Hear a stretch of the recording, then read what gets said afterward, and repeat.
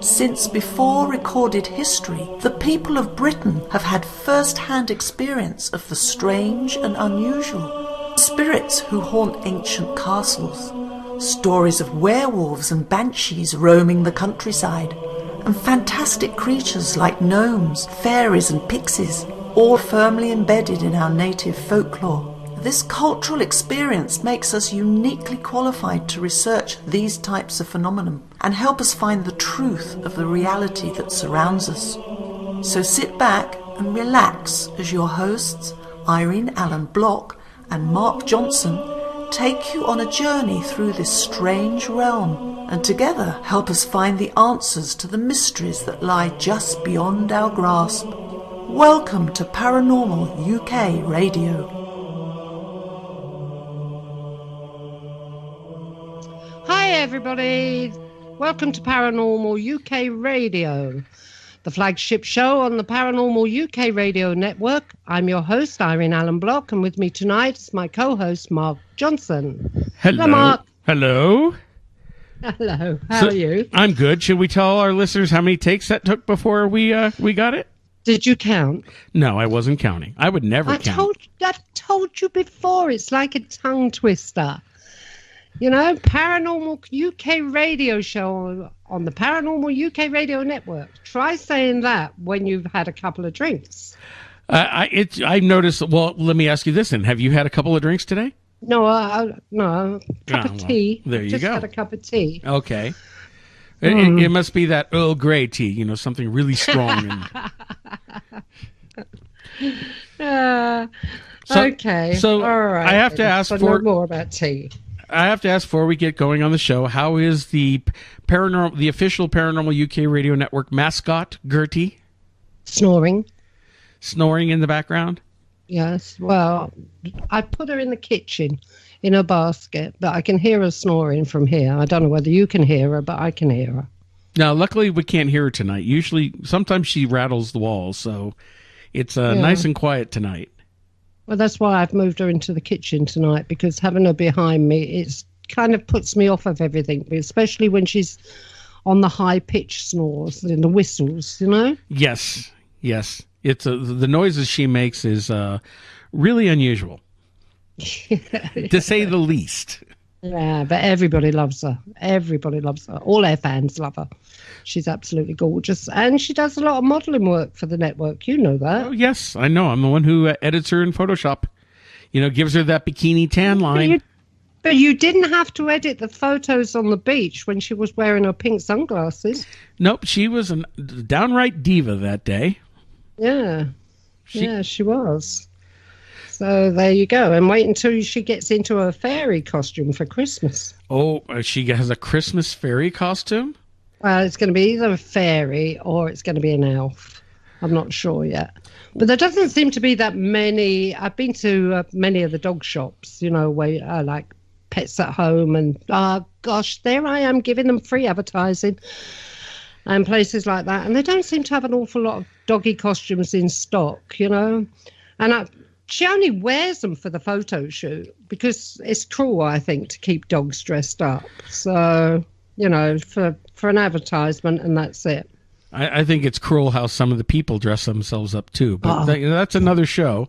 Now, I do have to ask though. This week here in the United States, we are going to be celebrating Thanksgiving. Now, what do you celebrate anything similar over there in the UK? I don't. You don't? Well, what about everybody else besides you? No, nobody. I don't think so. No, nobody does anything this time of the year. Well, Not really. The fourth Thursday of November. I expect it to catch on one day, but yeah. Well, over here we eat a lot of turkey, stuff ourselves silly for no reason. Yeah, no, you see, this is it. You eat a lot of turkey this time of the year, and we eat it at Christmas. If we ate it this time of the year, you'd be sick of it by Christmas, wouldn't you? You would, which is why... Let's face it. You know, the average turkey, £20 or something like that, lasts for days over here. You have turkey, and then you have turkey roast, and then you have cold turkey, mashed potatoes, peas or something like that the following day, and then you have something else with turkey and turkey sandwiches, and it ends up in the stew. No, Well, some of us do something different. Like at most Christmases I've had lasagna. Lasagna, that's better. Much better, yes. So only turkey once. Easter is maybe a ham. You don't have goose or anything like that? I've never tried goose in my life. I heard goose is all dark meat. I don't know. I haven't been that adventurous to try goose. I've had duck once. I've had frog legs once. Can be very greasy duck. Yeah. So, no thanks. You've had frog's legs? Lean turkey. Yeah, I've had frog legs once at a Chinese restaurant. Have you had escargot? No snail will ever touch these lips. Now, I know Gertie loves slugs, so, there are no snails. She has to be wormed regular. Yeah. No slugs are safe in your garden. No slugs are safe. And it's very, very dangerous, people, to allow your dogs to eat slugs and snails because they carry something that creates lungworm, which ends up heartworm and kills them. So please get them wormed regularly. And that's our public service announcement for this week. That's it. Yeah. Before we introduce our guests, I did want to mention tonight. Now, the one thing people understand with, our shows air brand new at 10 p.m., both Greenwich Mean Time, Eastern Standard Time, every Wednesday here on the Paranormal UK Radio Network. And everywhere around the world, yeah. Well, that's what I wanted to mention is the fact that, I've got people in Australia and New Zealand now contacting me. They are desperate to try to get to hear the show. Well, there are ways we can they can listen to it through the apps and through on our website, which is international. Yeah. But here's the one thing. When we are looking at our worldly stats, there is one hit that we get that just, it tickles me every week, ironically, is that we get one hit in North Korea. North Korea. One. And we all know who that is, because there's only one person in North Korea who has internet access. So we have Kim Jong-un listening to the Paranormal UK Radio Network, and, I'll try not to misspell his name because, I don't want to have a death sentence against me. But, one of these days, maybe he and Donald Trump can become best friends and go vacation together and maybe go to the strip clubs together or something, share a romantic moment. So Kim, if you're listening, we can work this out. Okay? Oh, yeah, we can definitely work this out. Yeah, we can. So that's the shout out for whatever his name is. Our one listener in North Korea. One listener in North Korea. Yes, hey to you. Bye-bye. Well, you know what? Now that we're giving shout outs, I think it's time to give a shout out to our guests for tonight. Okay. You want me to do this? Yeah, I'll take it from here. Okay, I'll be more than happy to. Yeah, you do it. So tonight we are welcoming Tina Hope Darby and her husband Paul Hope Darby. Tina is considered by many to be one of the UK's leading psychic consultants, and has remarkable knowledge and understanding of the many spheres which we simultaneously occupy. And both her and her husband Paul have been involved with some interesting cases, and they cite themselves as having some relations or correlations between themselves and, say, the Warrens and how they handled the Enfield case. So, Tina and Paul, welcome to the program. Thank you very much. Thank you very much for inviting us. It's lovely having you on. Now we have to get the traditional radio show interview questions out of the way, and then we can really talk shop. So, Tina, tell us a little bit about yourself. You've mentioned on your bio that you have been a psychic medium since birth. Well, I'll tell you a bit about myself and also what made me write the book. Yes, and we do have to mention that Tina is an author and has a book out called The Unseen Enemy, which we're going to talk about a little bit more later in the program. But Tina, please go ahead. Right, okay. Right, I'm not really sure where to start because I'm not very keen on talking about myself. I'm a bit of a shy, reserved person. I'm not too stuck on the limelight, which is a bit ironic considering that I was on a psychic TV show 3 to 4 times a week for 4.5 years, but there you go. I was born in North London and I'm a Capricorn, and I was psychically open to all sorts of spheres from birth, which was not pleasant. Wasn't pleasant as a child and only a little bit better as an adult, but on a positive note, it did make me a good psychic. I ran my own psychic consultancy for around 25 years and worked up and down the country, initially working for the British Astrological and Psychic Society, which was founded by Russell Grant, and then independently for a broad cross-section of people. I was featured on Leeds TV, and as I've mentioned, I was on Sky Psychic Today for 4 to 5 years. I quit the show to write the book because I felt it could help people to understand some of the strange events that might be going on in their lives and to provide an insight into how people can be manipulated by unseen entities.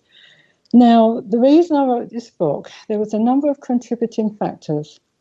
For many years, I've been aware of just how much we're all influenced by other vibrational spheres, both good and bad, and I felt it was timely to make people aware of this, both to empower them and to help them make a more informed choice of how to respond to situations they may find themselves in, especially when you realise how much we are influenced by these unseen realms and how easily we can be manipulated. When I was on Sky TV show, I was always being asked to bring out an autobiography. And whilst I never intended The Unseen Enemy to be an autobiography, as the book progressed, it became obvious that I needed to combine so many elements of my life to make sense of the unfolding events that were being manipulated from behind the scenes, that it became a natural progression to make it an autobiography. In honesty, I must say I was never comfortable revealing so much about my personal life, as I'm a very private person, but I did feel it was necessary to do so for completeness. Also, I know that so many other people have been through similar aspects of my life and knew that it would help them to understand and possibly come to terms with situations they may have thought were beyond their control. Now, with that on your bio and going into the book, and we're going to, of course, go into a lot more of that in detail. The one thing I want to ask you, and it's I guess it's the way your bio is written, and I'm not trying to be flippant or disrespectful because I've talked with other people who have memories of such an early time. When it mentions you were psychic from birth, can you explain that? Do you have any memories of that earlier time? Yes. Oh, Mark. Can we just see how Paul got into all this first?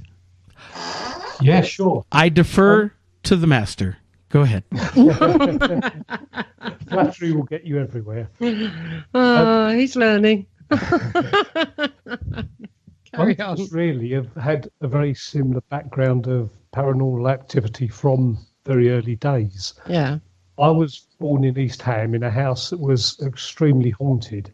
As a young child of about 4 or 5, I vividly remember laying in bed awake at night, and I'd become aware, almost like, you know, in some of these films where you hear the heartbeat, I'd become aware of a heartbeat, and I'd become aware of something coming up the stairs. There would then be these tall entities walk through the door, and they would just walk in a procession round and round the perimeter of the room. They were pretty well with the hooded hats. They were about the same height. I know them. Oh, sugar, sorry. Sorry, I'll tell you my story about that in a moment. Carry on. Well, I've never actually managed to work out to this day what it was all about. But anyway, they'd be walking around the room, and this could go on for as long as an hour, silent, never saw a feature. If I called for my mother, they would just disappear. But after a while, like anything, you kind of get used to it. It was as scary as anything. And at the same time, my wife was experiencing, obviously didn't know her at the time, but she was experiencing very similar things. At about the same time, I was getting a jumping rabbit for a Christmas present. And you'd squeeze a little ball and this rabbit would jump up. Well, one evening, my mum came into the room, put it on top of the wardrobe, and I'd watch it happily jumping up and down on the wardrobe of its own accord. A couple of days later, couldn't find it, asked Mum where it was. She said there'd never been one, she'd never brought one. So that was a strange thing. And then for several Christmases after that, I would still get presents that would either remain unopened and disappear, or they would open and I'd, not know who they came from. Oh, that is very Santa odd. Claus. or Krampus. Was there any coal in them? That's very, very unusual and very strange. Okay, Mark. Before we get to my hooded visitors, do you want to continue that question with Tina? Well, real quick, before I continue the question with Tina, Paul, you were talking about with you and what you experienced when you were younger. Maybe real quick, how did you and Tina get to meet?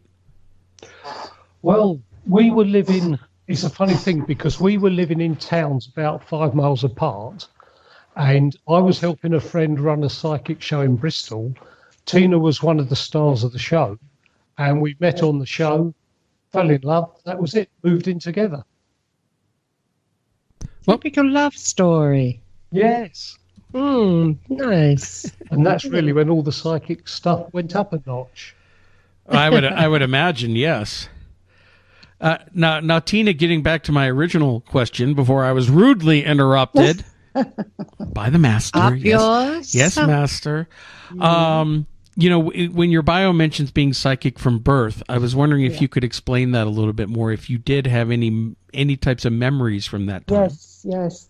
It was more a case. I was probably about 5 or 6, and I can remember laying in bed, and there's this dark entity or ghost or whatever you like to label it, standing at the end of the bed.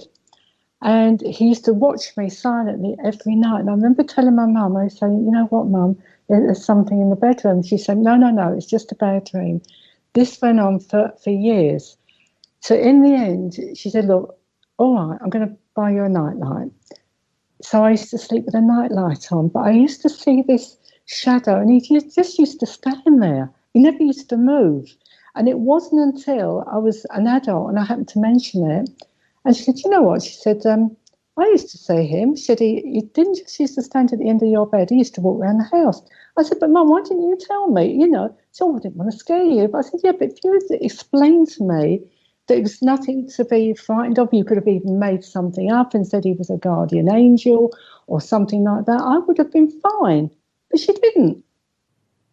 So, yes, I've seen things right from an early age. But I did keep very quiet about it because, I felt very embarrassed, and none of my friends used to speak about ghosts or spirits. So I just kept it really as a secret. So when you were becoming older, especially in puberty, when the body starts doing a lot of different changes, did you notice a change in how much you were able to perceive? Not really, although I suppose I did start having premonitions. I used to know that things were going to happen before they actually did. So I suppose, yes, that went up a notch for me, yes, because I never used to have the premonition when I was really young. It wasn't until I was a teenager. Well, now, most psychic people have different ways that they perceive things, with people being clairvoyant, with images, clairaudient, and they hear things. How would you describe your abilities? Right, so different. Sometimes I would see a spirit and it would be really, really solid, and I wouldn't even know they were a spirit. Then all of a sudden they disappear. Sometimes they would be wispy. Sometimes I'd hear them speaking to me, but I couldn't actually see them. One was really peculiar. It was like a cardboard cutout. And then that kind of came up close. It was really weird. It was like, like a movie, when you're watching a movie and you're sitting there and you're just watching things. And it was clairaudient and clairsentient. And I used to also get certain smells that I associated with different people, especially people that are passed over. That was a strange one. Okay, right. So, can I tell my story? Yes. Irene's chomping at the bit. Chomping at the bit to tell your story. So please tell your story. Okay. Right. Let's see. How long do I go back here? 20, 25 years. I was living in a house in London, and I went to bed early that night because my husband was decorating the landing outside the bedroom door, and he was boring. I was bored, silly. There was nothing on the telly, so I went to bed early that night. He's painting away at the bedroom door from the outside, and obviously it was open. He looked inside, and standing round my bed, all the way around the bed, was these tall figures with hoods on. So what's that all about then? That's exactly what I was experiencing. And they just were he said they were looking at me. They were just staring down at me. Okay? So him knowing who I am and what I do and what I'm like, he took no notice. I've just gone freezing cold here. He took no notice, and he just carried on painting another few strokes on the door. When he looked up again, they were gone.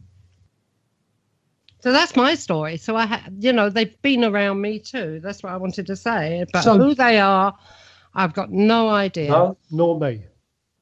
Got no idea. But this is what he told me when I woke up the following morning. He said, "You've got to be careful." He said there was loads of, and he just told me the story. So I'm trying to understand it. So Brian was painting while you were sleeping? Yeah. And he just happened to... My Brian will decorate to 3 or 4 o'clock in the morning once he gets on a job. You know? He wouldn't like to come round our house, would he? It's getting him to do it. He's got to go into the nagging mode first, you see. Once I'm in the nagging mode, he will do it. Remember after late to that. Yeah, and I think this was just very close to Christmas, and of course we wanted to get it all decorated because of company coming. So this is one of the reasons he was up all night doing it. So Brian saw the figures, but you didn't see them. No, I was asleep. You were asleep. But he said I was mumbling, talking in my sleep as if I was talking to somebody. Probably talking to them. Yeah. Yeah. Probably. Yeah, more than likely. It probably they were downloading information to you.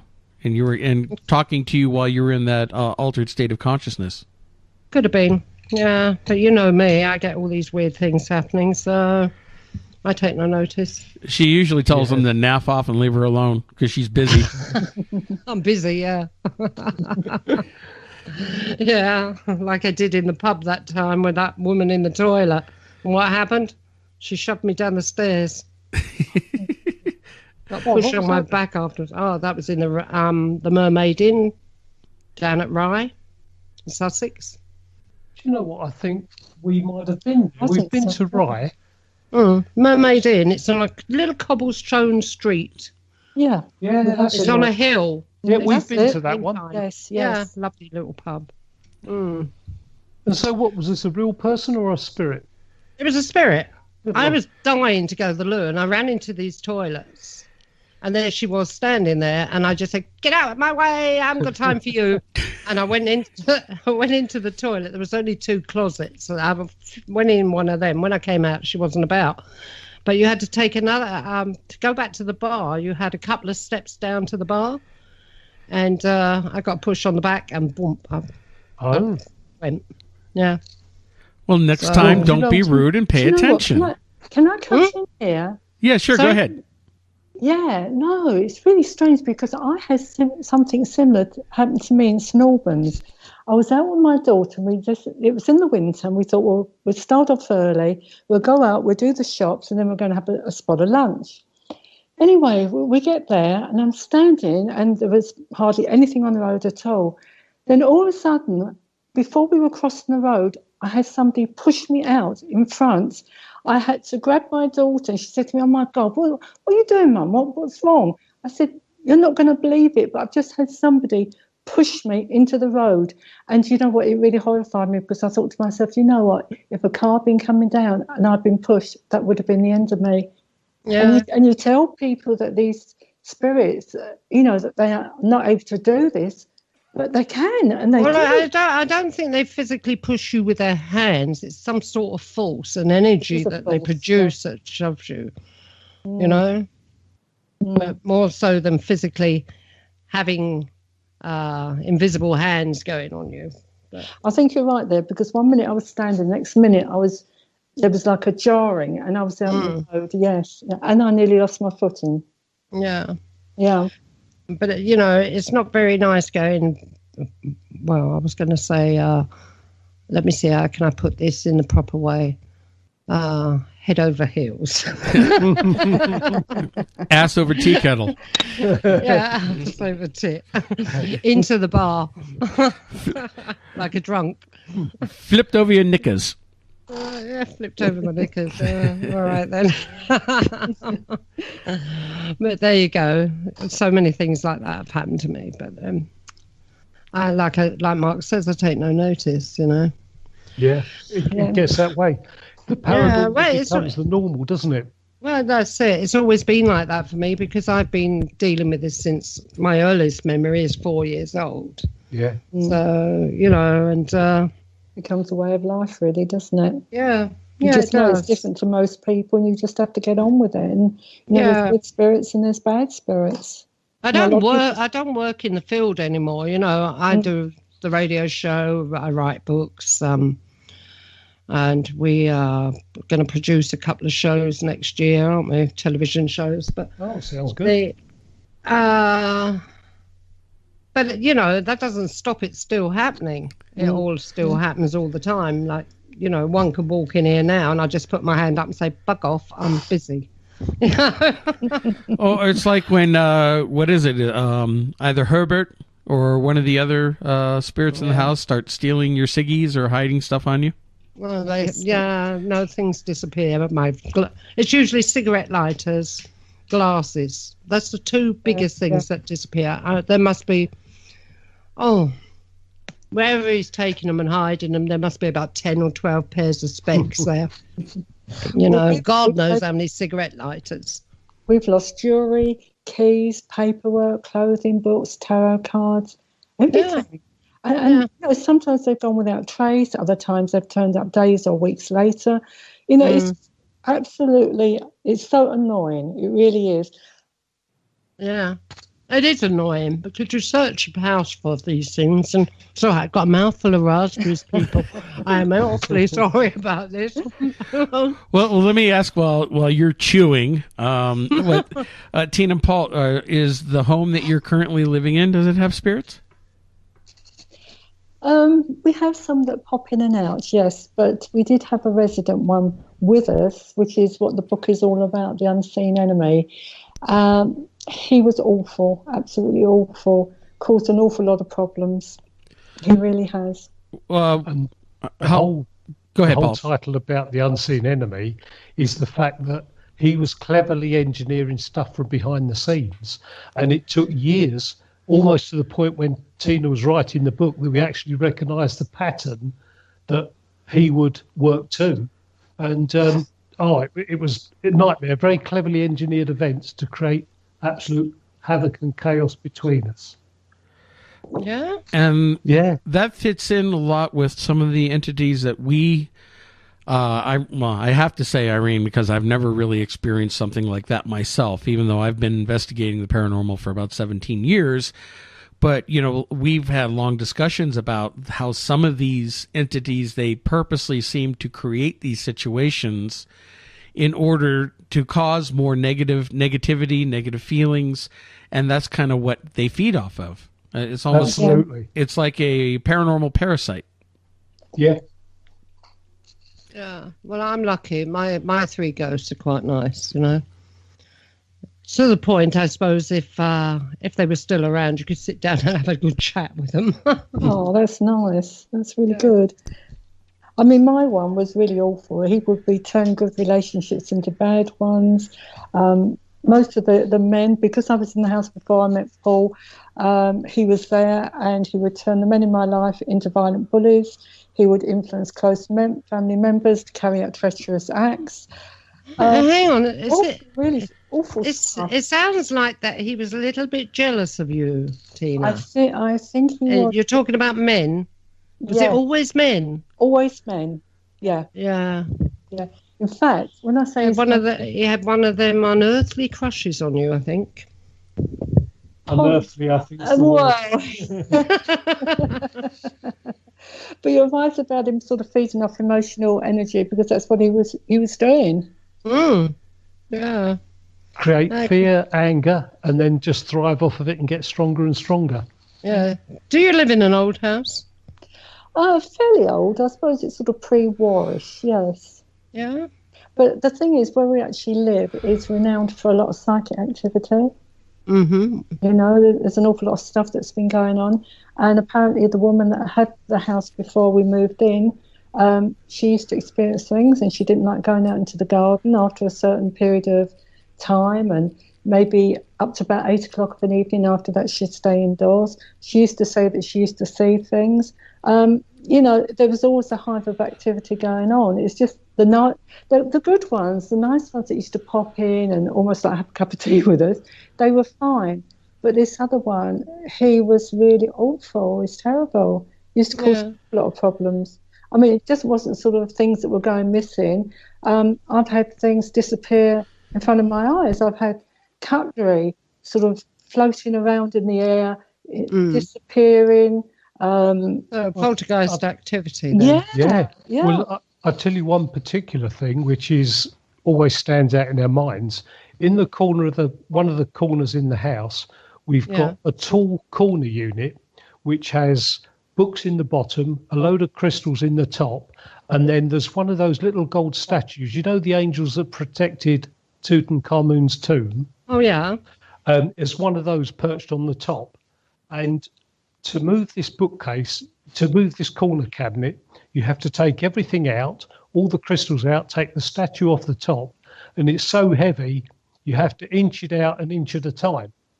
So anyway, I went to work one morning. Tina got up and she saw the unit about a foot or a couple of feet away from the wall. So she assumed that I had moved it before going to work. I got home and assumed that it had been moved by Tina while I was at work. It went on for a week before she got so peed off seeing it there. She said, "When are you going to put it back in the corner?" I hadn't moved it. She had. We'd come down to it. Isn't that bizarre? Okay, so your house was built around about the 1930s then? Yeah. Yeah. Did it have also one time, do you know if there's any remnants of an air raid shelter in the garden? I haven't a clue. I've just gone cold. I wonder if there is. There may be, but I've never seen anything. Some of these air raid shelters were dug deep down into the earth, weren't they? And they're I think, believed a lot of corrugated, yeah. Oh, corrugated iron, Yeah. Some were built with bricks, but others were corrugated iron, and they were implanted right into the ground. Actually, that is a thought, because I do know that the house opposite used to have one of those in the back garden. Did it? Yeah. So there's a possibility there might have been one. Okay, I think a lot of your troubles with that man emanated from there. Oh. But I'm not the person here getting interviewed, so I'm just saying what's coming, you know. Oh, that's interesting. Okay, so do you think he was a former resident of the house? Well, I'm really not sure. I mean, because... Or do you think he was something that just drifted in? Do you know what? I really don't know, because I remember when I was on the show, I was talking to a few psychics, and I would tell them about this guy. One said that he was a jealous lover. Another one said it was a past life husband. There was all these different things. And one particular one said that I had done some sort of necromancy or some sort of spell, and I was in Atlantis as a priestess and all this kind of stuff. And it was almost like, how would you call him? Well, I think the way she described it was Tina had raised him as a necromantic through necromantic magic, and she hadn't done a proper banishing ritual when it had finished. And the funny thing was, she can be ever so slightly slap happy with these sort of things. Right? I tend to be a little bit fussy about them, but she's slightly less fussy, and it had a ring of truth. And much later on, towards the end of the book, he revealed his name to a family member, and it was only then that we were able to really do a proper exorcism to get rid of him. I've just ruined the book for you now. No, but can I ask his name? Syed. His name is Syed. And he revealed himself to a family member. She was sitting on the stairs. She said to me, I've got a man here. His name's Syed. She described him, Middle Eastern. I think she said he had either a white or an off-white robe on and headgear. And he said, he spoke to her because I couldn't see him. He spoke to her and he said, tell Tina she will never leave this house alive. She belongs to me. And she told me this, and she said she felt quite sick after it. And then he completely disappeared. So, yes, his name was Syed. And the funny thing is, this is really weird. When I used to be on the show, we used to have text come up, and it would show the person that was calling in. And I can remember sitting there on the front desk, and it was rolling up. And the producer spoke in my ear, and he said, Tina, he said, I've got somebody here called Syed. He said, and I've got no text with it. He said, we'll have to dispense with that. And do you know what? My stomach went over, and I thought, oh my God, I couldn't even tell him what had gone on. But luckily we were going to a break. But it really unnerved me to think, my God, he's not just in the house. This man has come through this through this live energy. He's actually on the television program, and he's come up with his name. How bizarre is that one? Well, not really strange, because apparently my ghost Herbert here, if I'm talking to somebody sometimes on the telephone, and several people are witness to this, and I put the telephone down to go somewhere to the loo or something like that, I'll come back and they say, who was that man just talking on the phone? Someone said something. And I'd be the only one in the house, you know. Someone, at one time, he was on the phone to... Sorry, people, I know this sounds crazy, but at one time, a friend of mine out in New Zealand, we were talking on the telephone, and I went off to do the loo sort of thing. And when I came back, she told me the same thing, that this man came onto the phone and called my name. And I said, oh, don't worry about it. I'll go and check on the dogs. He usually does that if the dogs are getting up to something. And, of course, when I went and checked on the dogs, they were ripping my blasted pillows to pieces. So he's a friendly spirit. Oh, yeah. Yeah, he's done a lot of things like that. But there was another time I was in London, and I was watching the television. I was watching the cowboy film. And there they are, galloping across the prairie, and up in the right-hand corner of the television screen, a woman's face appeared. And it just sat there for a little while, and then it disappeared. And it wasn't moving, it just sat in the top of the corner, the top of the screen on the right-hand side. And they're galloping across, the film's going on and everything. Anyway, I told my next-door neighbour about it, and she said to me, come in my place, I want you to look at some photographs. So I went in there, and she got this old photograph album out and everything. And she said, do you recognise anyone? I said, that's the woman on the television. Wow. She said, yes. She said that she died there. She said the house was in the Victorian times. There was 7 children living in that house, and she got cancer of the bowel. And she actually died, and she was laid out in the front room. So she can't, she appeared through the television screen. But... do you think maybe she was asking for help? And maybe she was stuck? No, she wasn't actually one of my spirits up in that house. Right. There was something up there. There was a little girl, but it wasn't her. So no, I know exactly what was in that house. And it wasn't anyone from that particular family. And I think she was just maybe inquisitive. Yeah. Who was I in her house? Yeah. So, and it turned out that her sister was Pam, my other next door neighbour on the other side. And Pam had been brought up in my house, obviously, with this 7 children business, you know. And I went to Pam and I spoke to her, and she said, yeah, she used to sit out in the garden in the toilet, which used to be out in the garden at that time. She screamed like mad with pain. Really? Mm.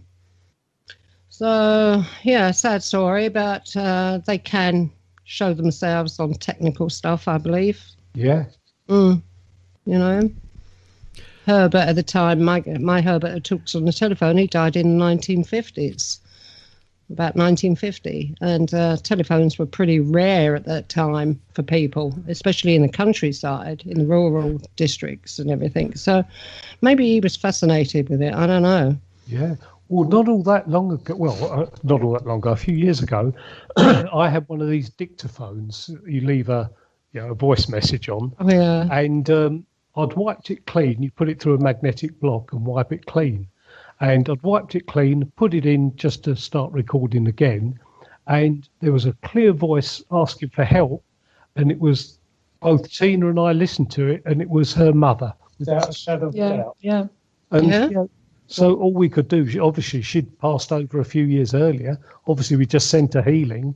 That was all we could do. But it was as clear as anything, and clearly her voice. Oh. That's heartbreaking to think that, you know, your mother is maybe wanting help after she's passed over.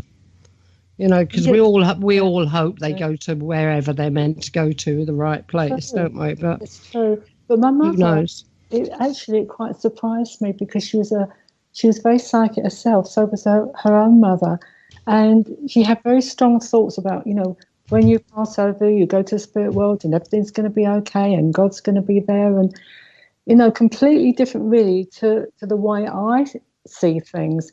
So for me to hear her ask for help, it did unnerve me, and it made me worried. I thought, what am I going to do? How can I help her? Well, because I thought, you know, surely Mum had it sorted, but obviously she didn't. Well, here's something to think about, because this is something that actually Irene and I have been discussing a lot about lately, is the fact that there are these spirits or entities that can mimic, and they'll come through in a loved one's voice or somebody else's voice, or even sometimes appear as somebody else, because they have the ability to manipulate how they're perceived. Yes. So it could have been, and now when you got that EVP, was it at a time when you were living in the house having those issues? Yeah. Okay. Yeah, it's just, So possibly it was not your mother's voice. It could have been this same entity that was manipulating and trying to cause situations. If it has your mother asking for help, that's going to upset you, obviously. Yeah. And being upset would create the kind of energy that it needs to grow stronger. That's very valid. Yeah. That's actually made me feel better. No, I'd never actually thought of that. Yeah, it makes sense. And that's the tricky part in doing the investigations and doing what we do, is it's so hard to take things at face value. We can't, because sometimes we're dealing with things that will and can lie, and or they're trying to, you know, even I look at it, even what I would consider to be good spirits, or even I think something from the angelic realm or something that's more positive, will take on a persona, a visage, and even though it's not true, it's still not as important as the message being perceived. Case in point, somebody, I talked to somebody once who had a near-death experience, and they crossed over and they met, I forget which saint it was, not Michael, but it was one of the saints, and talked to her and whatnot. And yet, in my impression, the gut feelings that I was getting on that was, it's just like if somebody dies and they talk to Jesus, okay? You know, how many people, let's say in India, are going to die and then go and see Jesus, okay? It's, instead what I think is happening is that these entities will take on the persona of somebody that you would expect or somebody that you would right away feel comfort from. And in order to give you that message, whatever it is you need to hear, and you'll listen to it more because, hey, you think it came from Jesus, rather than maybe some other being that is just beyond our comprehension. So I think you're entirely right. And do you know what? A few years ago, I read an article, I can't remember who it was by, but they were suggesting that a lot of the Red Indian guides that appear to people are actually alien entities of a high vibration, but it's easier for the group consciousness to accept a Red Indian than an alien. And I think that's the same principle.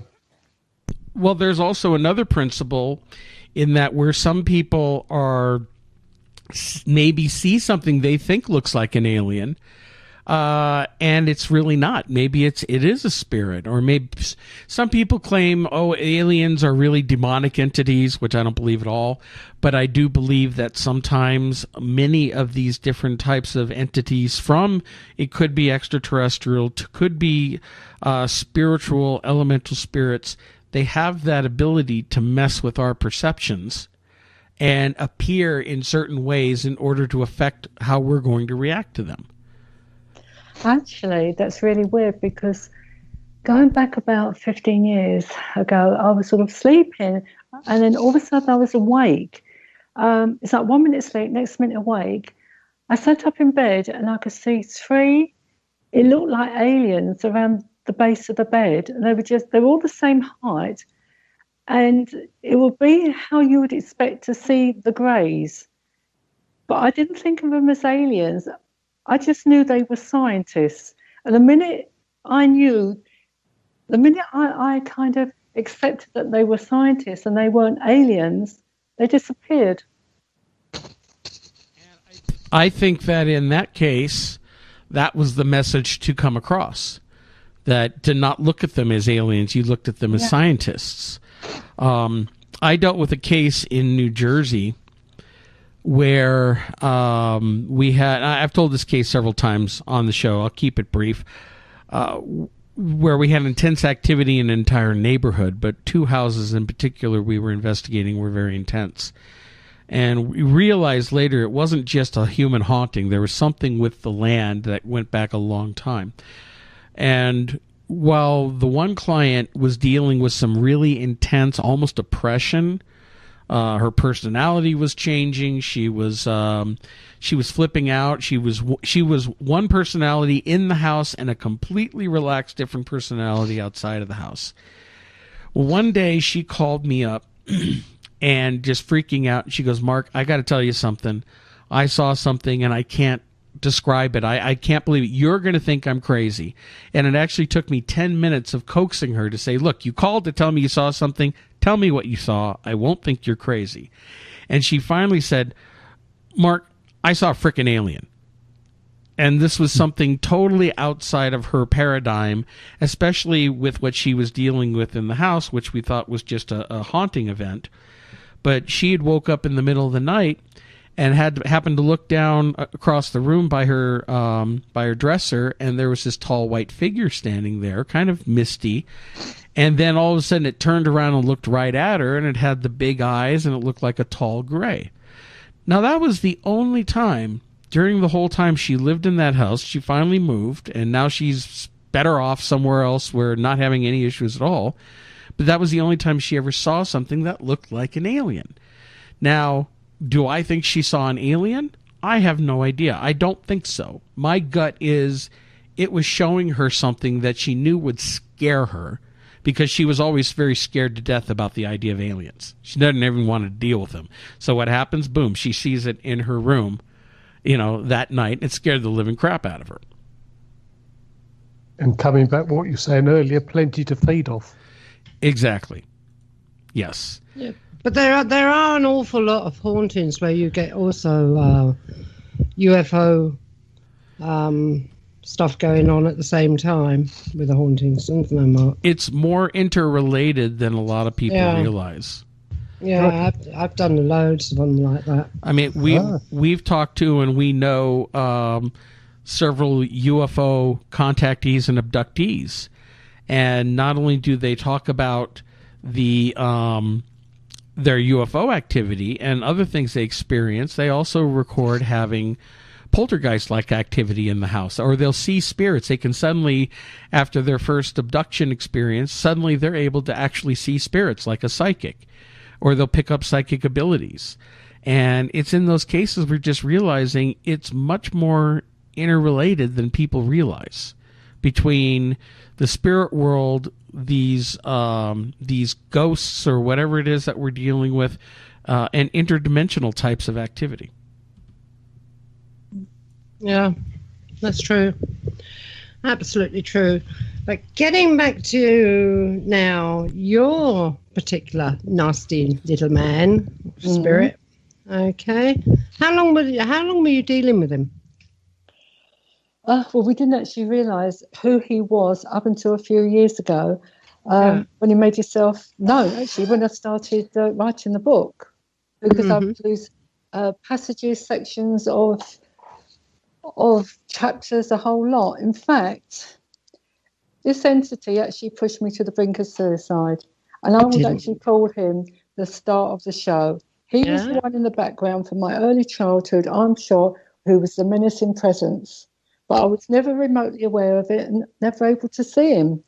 But his identity and the massive impact that he was having on every aspect of my life went unrecognised until a few years ago, and the full extent of his manipulation and creation of the negative and destructive events that have moulded many aspects of my life only really became obvious during the writing of the book, when I realised I was cataloguing his activities. Because one of the things that Tina mentioned earlier was she always saw a tall, dark entity around her bed as a child, but what she was also aware of was somewhere further back in the room there was an entity that she was aware of but never saw, and that's what she's referring to here as the one that we think was controlling situations from that age onwards.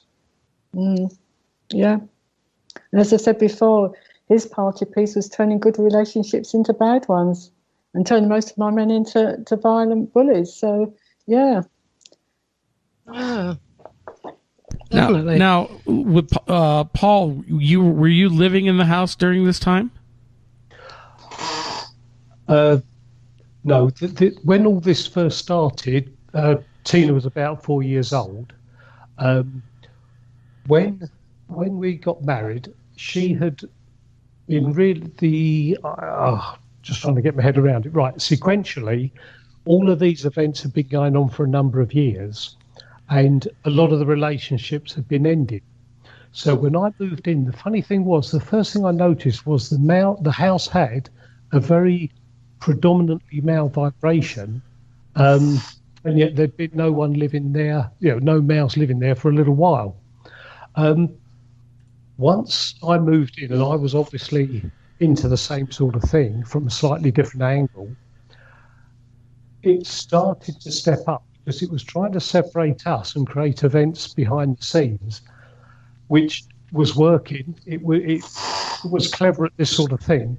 But what was happening was we were becoming aware of it, that there was something going on, and so we'd be doing banishing rituals and things to get rid of it. And it was only really towards probably halfway through the book that once we actually recognised the patterns and what was going on, we could put it down to one person. That's when we started to make a much more concerted effort to do something about it. But it wasn't until the close relative actually got the name of the entity, and the other psychic that Tina knew said that he was from a previous incarnation raised in a ritual, that we had a much better idea. So we actually ended up doing a couple of relatively high-level exorcisms, and eventually it did make all the difference. We do get aggravation now, but not by the same person, I don't think, and certainly not to the same level at all. But do you feel like that same entity is still there, or you're dealing with something different? No.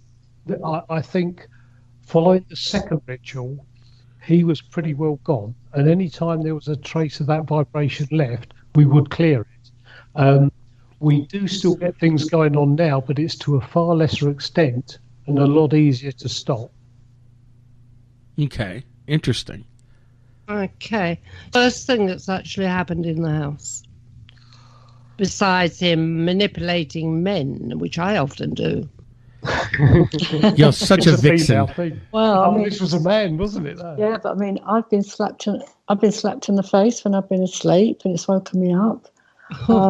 Yeah, another time. We had a slapper as well. Isn't it awful? And another time, I heard this spirit tell me I was going to be dead within 3 months, and I could see a syringe, and the spirit put the syringe in the middle of my forehead. It was really painful. I just jumped out of bed. I rushed to the bathroom, and there was blood and everything, and I've still got that hole in my forehead to this day.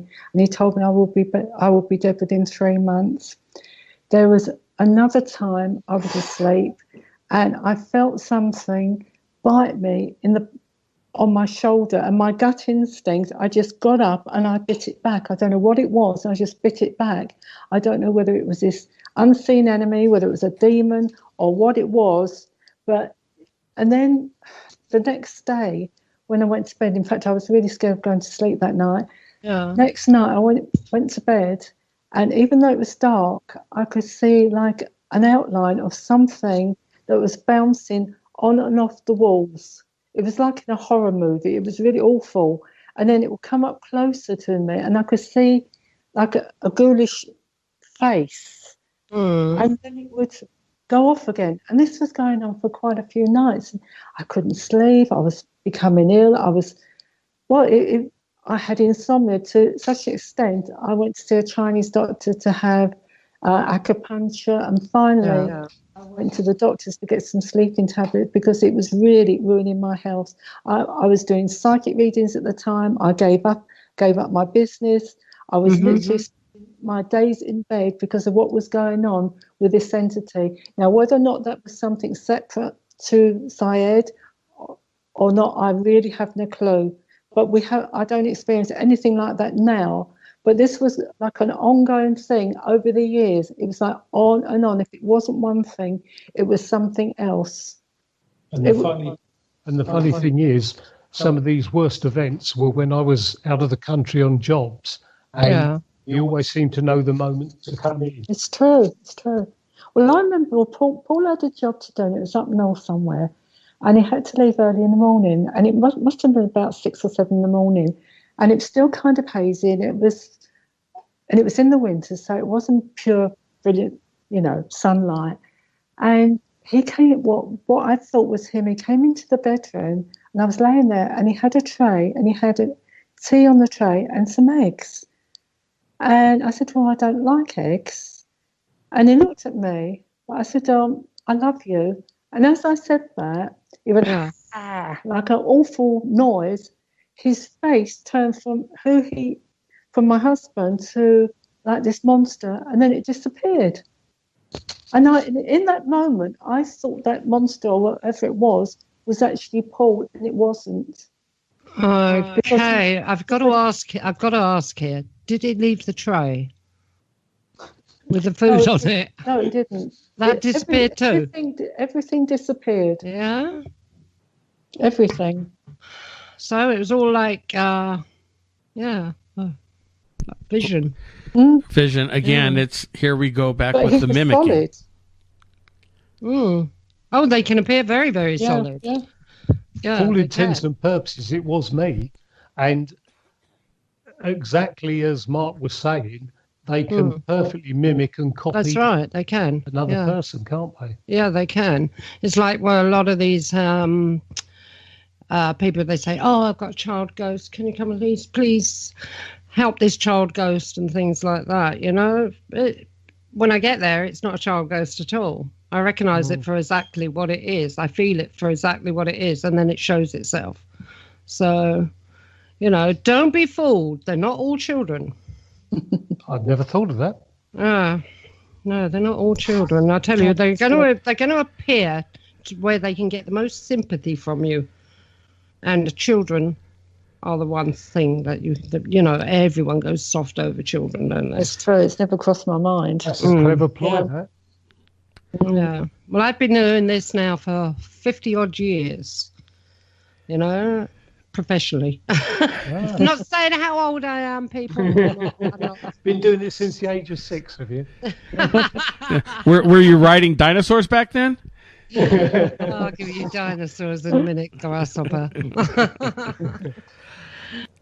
Tina, one of the other things I wanted to ask you more about, now we've talked about the incident with, the entity that you've had in your home, and with your book. There are a lot of other things that you mention in the chapter synopsis on the book that I'm curious to ask you about. Now you mentioned there's a whole chapter dedicated to past lives, and I was wondering, have you had your own past life experiences? Yes, I have actually, and I've actually remembered some of them as well. And one particular one goes back as far as a past life in ancient Egypt, and Paul is part of it. But I don't want to spoil it for, the listeners and the people that are going to read my book, but there's quite a big section about that. But yeah, I can remember some of my past lives, yeah. I mean, even going to France, I always feel attracted to the south of France. And I feel that I go back to the days of the guillotine. I feel that. And I remember having an out-the-body experience where I was being taken to this place. But I think it was an out-the-body experience. The French Revolution time you're talking about. It was I don't know if it was an out-the-body or what it was, but I know that I was in bed and I was giving birth to this child, and I was married to a guy called Claude, and he had bright red hair, which incidentally my second husband has. Auburn, not bright. Auburn. Well, not necessarily bright red, Auburn. And I know that I was very, very small, and I was giving birth to a little girl, and I can remember seeing these women at the end of the bed, and they had like mop hats on, and I once had like white ovals. I suppose they were quite plump, quite chubby, quite small, and they were sitting on these stools. And I know that they were what you would have called midwives. They didn't particularly look clean, actually. They looked quite grubby. But I know I was very, very small, and yet I'm not small now. I'm 5'7", but at the time I was very, very tiny, and I was giving birth to this child who was a little girl, and I feel that my daughter at this present moment is that child that I gave birth to.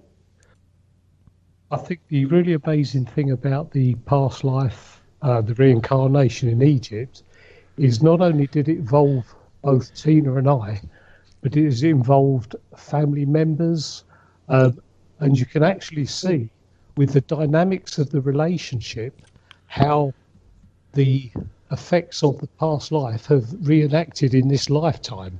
There was a mother, a sister, an ex-husband involved, and basically Tina was married to another husband in this incarnation. I was from another tribe. We met up briefly after the marriage. We went off together. She was captured during the night by her tribe. I came back looking for her and never found her. Now, the strange thing is, Tina was doing a psychic festival in Bristol many years ago. Leeds. And I went to see a psychic while I was waiting. And he was telling me that he saw me having a life where I died with sand in my eyes. And I still have a lot of problem. I can be anywhere and I still get grit and sand stuff in my eyes. And apparently I died with sand in my eyes when I was going to try and find Tina in the previous incarnation. And this was confirmed not only by this psychic, I think he was called Raven, but years later we met a couple of psychics and healers that we got on well with and were friends with. And they actually picked up the whole thing, the whole incarnation, which impacted on Chris's mother, Tina's mother, her husband, and a sister. And tied it perfectly, all dovetailed, and it sort of put the whole thing into perspective. Oh, that's strange. That's very interesting.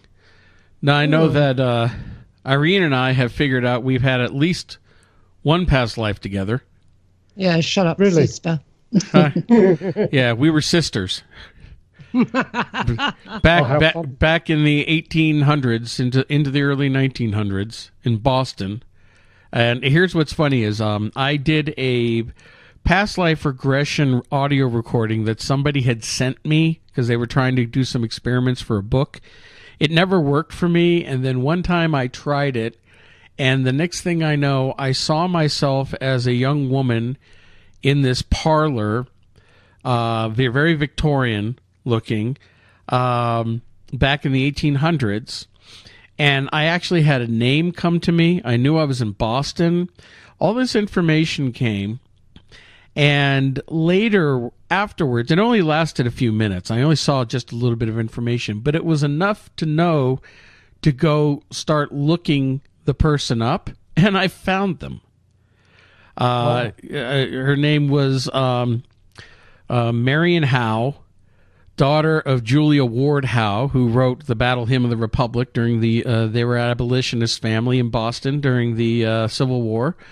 And they had 3 daughters and a son, and when Irene and I, when we were we were starting to work together, I was talking to her about this, and I forget how it happened, but we had sudden realizations that she was one of the sisters. And what was ironic about that is it was one of our friends that turned around and said that I was one of the sisters.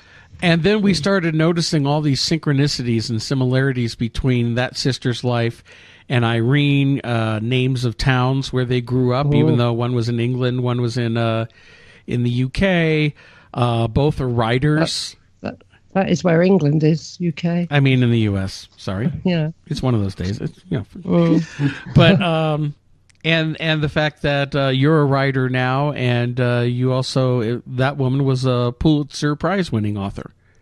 Yeah, and I love a place dear to my heart. It's Amalfi in the south of Italy. I go there several times a year, or whenever I can. And it's supposed to be beautiful, isn't it? Yeah, she wrote a piece called Dear Amalfi or something or other.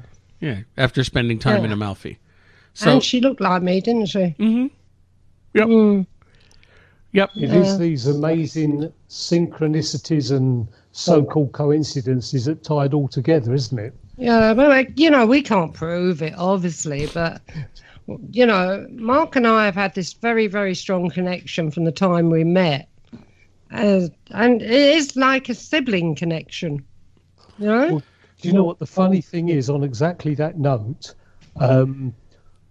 when I started to set up this psychic festival with a friend, the one that I met Tina at, she was in the canteen in front of me, and I just walked in behind her, and all of a sudden I had like a bolt of lightning go through my body, and my soul recognised her soul from behind. And it was that instant recognition, and it was, love at first sight or second sight, whatever you want to call it. Yeah, with us, it's sibling rivalry. Yeah. But funny enough, you can almost hear that between you now, can't you? Oh, yeah. Oh, we're constantly taking the piss out of each other. Yeah, and arguing. We fight. We do fight. Yeah, we do fight, but I always win because I'm right. No, you don't. No, you don't. Yes, I am. When have you ever won? All the time. Every time. I always come out on top. Uh-huh. You. No. See, and this is what's funny. We live, 4,000 miles apart. Yeah. And you still met up. You know what? We've never met up in the physical. Really? Yeah, we've worked together for 6 years now. No, I guess not. There's no need. I can get to him whenever I want to. Yeah. Oh yeah, and she knows how to get to me, like a true sister.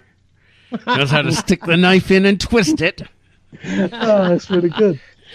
Yeah. Anyway, going back to where we were. Where were we? Well, just past life. There's out of body experiences, near death experiences. Right. So, what was the next question you had, Mark? Well, I was just, she mentioned past lives. There's also, I guess, Tina, you had an NDE once time, a near-death experience? I've had quite a few of those, actually. One, now this is the interesting one. One, there was a guy, and he was hovering over the bed, and I was out of my body, and he took me. We were flying, and I've got this fear of heights, and I was really scared that I was going to plummet to the ground. And he took me to my old house where I lived with my first husband. But it was my old house, but with a difference.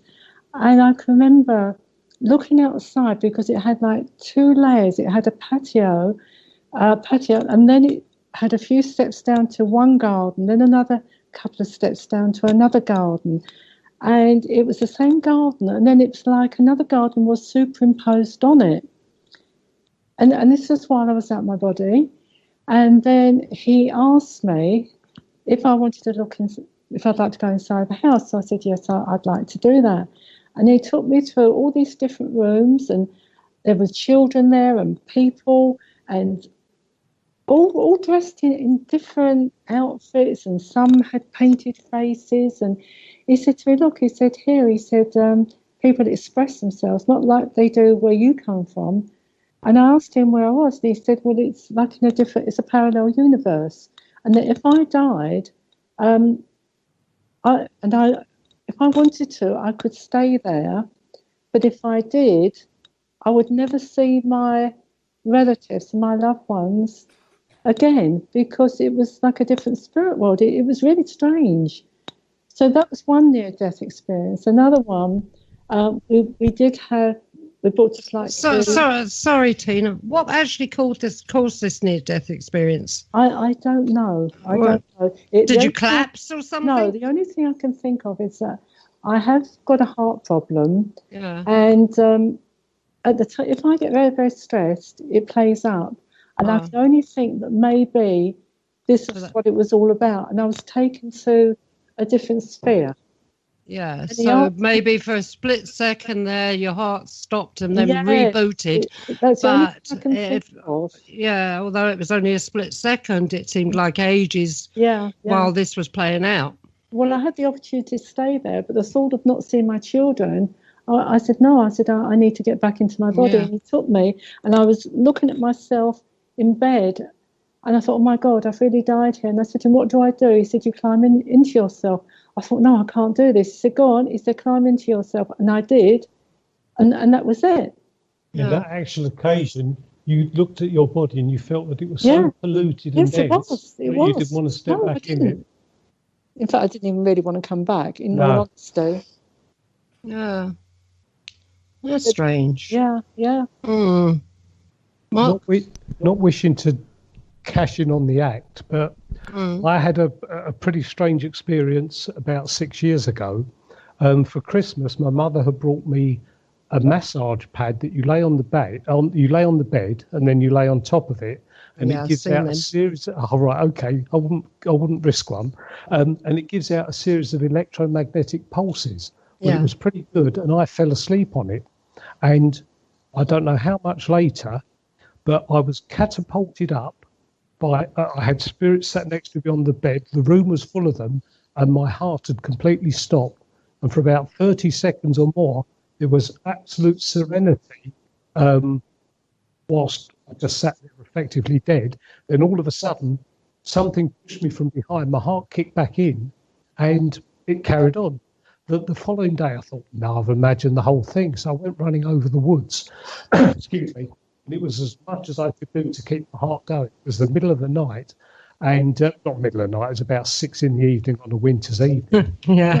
I've been brought round, and I thought I must have imagined the whole thing. So I went running, but I hadn't. And it took me, I suppose, about the best part of 18 months to 2 years to get my heart in a suitably good state to relax with it. But so that was a near-death experience, but a bit of an odd one. Did you see a doctor or anything about your heart after that? No, I just decided I didn't want to take medication. I decided sort of very deep breathing, self-healing was a better approach. Okay, and exercise, obviously. Okay. Mark? Yes. Yes. Oh, sorry. I thought you wanted to say something. I was just listening to the stories, you know. Oh. But Yeah. I mean, the only near-death experiences I ever experience is when I get on Irene's bad side. But yeah, you know, it's interesting that in some of these cases, you know, you wonder, is it really near death? Is it some kind of astral travel event? Yeah. You know, shifting into different dimensions. I mean, it's interesting that they said it was a parallel dimension rather than heaven or the spirit world. Yes, there was no tunnel of light, no relatives coming to greet me, nothing. It was completely different. And the mattress, the thing that the vibrating, vibrating, make sure it's got ing on the end, that you were on. You know, that was pulsing, obviously. Yes.